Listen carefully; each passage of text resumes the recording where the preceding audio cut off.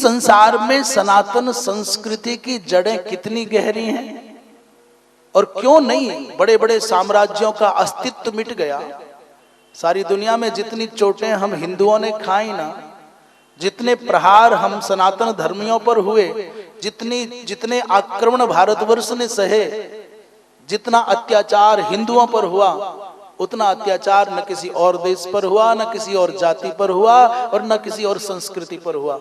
पर न जाने क्या रहस्य है, क्या गहराई है कि हजारों वर्षों तक दास्ता की वेदना झेलने वाली हिंदू जाति फिर उतनी ताकत से और ऊर्जा से उठ करके खड़ी हो गई।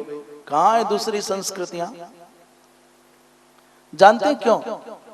लोगों ने हमारे नगर मिटाए, नाम बदल दिए, प्रयागराज का नाम कुछ और कर दिया। मैंने संकेत में आप समझ लें, दुनिया ने हमारे मंदिरों के शिखर तोड़े, मंदिरों की मूर्तियां तोड़ी, नगरों के नाम बदले, डगरों के नाम बदले, मंदिर तोड़े, ग्रंथ जलाए, पुस्तकालय जलाए, मनुष्यों को मारा, चोटी कटाई, जनेऊ कटाए, सब काम किए। पर ये सब कुछ करने के बाद भी गंगा का नाम नहीं बदल पाए। जिस समय पूरे भारतवर्ष में मुगलों का आतंक था, आप आश्चर्य करोगे, उस समय भी भारतवर्ष में महाकुंभ का आयोजन होता था। जिस समय पूरी दुनिया तड़पती थी आतंकियों के अत्याचारों से, इन शासकों के अत्याचारों से, अनाचारों से, उस समय भी अमावस्या पर गंगादिक नदियों में नहाने लोग टूट पड़ते थे। अमावस्या को, पूर्णिमा को नहाने जाते थे, कुंभ का मेला लगता था, और बहती हुई गंगा की धारा की तरंगों को देख करके जीवंतता का संदेश लेकर के लौट जाते। वो गंगा कहती, मैं भी तो दर्द सहती हूं, सहो, समय की प्रतीक्षा करो, फिर तुम खड़े हो जाओगे। गंगा का नाम नहीं बदल पाए, शासक बदले, सत्ताएं बदली, शासन की पद्धतियां बदली, पर गंगा वही रही। ये गंगा की अविरलता ने सनातन को जीवित रखा है।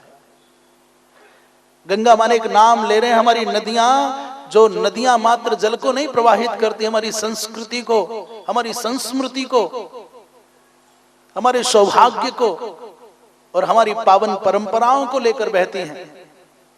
गंगा को नहीं बदल पाए।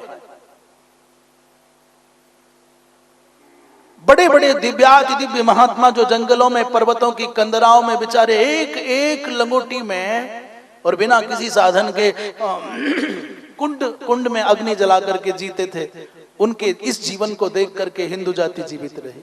मंदिर तोड़े, मूर्तियां तोड़ी, परंतु ज्योतिर्लिंग के रूप में जो हमारी भावना माता की लोरियों में हमको मिली,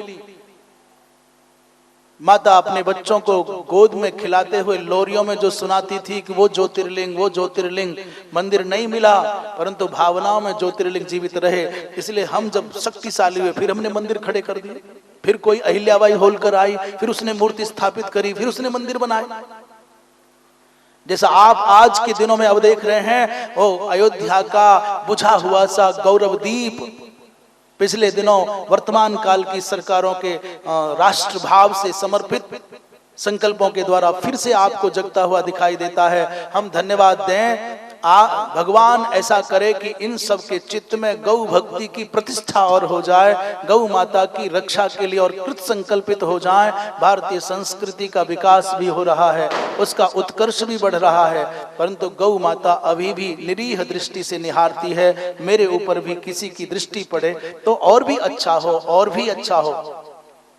तो दूसरी बात, ये ज्योतिर्लिंग माने मूर्तियां टूटी, मंदिर टूटे, पर उस भावना को कहां तोड़ोगे? और उसके बाद जो भगवान की मूर्तियां बाहर रहती हैं, किसी की उंगली टूट जाएगी, कभी किसी की और कोई भाग टूट जाएगा, पर भोलेनाथ का क्या बिगाड़ोगे? हजारों साल नहीं, लाखों साल तक धरती में जितने ऊपर दिखते हैं उससे कई गुना अधिक नीचे गहरे दिखते हैं। कभी कभी तो सुनने में आता है कि लोगों ने तोड़ने की कोशिश की, तोड़ नहीं पाए, टूट करके चले गए। कई बार लोगों ने उखाड़ने की कोशिश की, परंतु भोलेनाथ उखड़ नहीं पाए, अपने आप उखड़ करके चले गए, उनकी सरकारें उखड़ गईं। अर्थात सनातन के जो गहरे अर्थ हैं वो कहीं ना कहीं भोलेनाथ के इन शिवलिंगों के द्वारा भी प्रतिष्ठित है। मंदिर तोड़ दोगे, मूर्ति तोड़ दोगे, गहराई से कहां लेके जाओगे? इसलिए धरती का आधार भगवान शिव का ये जो प्रतीक है, भगवान शिव का श्री विग्रह है, ये भी सनातन की इस प्रतिष्ठा का मूल आधार है। इसलिए हम बार बार चोटिल भी होते हैं, लोगों के द्वारा ठगे भी जाते हैं, लोगों के द्वारा छले भी जाते हैं, फिर उठ करके खड़े हो जाते हैं, क्योंकि हमारा धर्म विश्वास में जीवित रहता है। प्रतीक उसका आधार है, परंतु मूल उसकी जो अवधारणा है विश्वास पर टिकी है। और सब कुछ मर जाए, विश्वास नहीं मरा करता है। वृंदावन बिहारी लाल की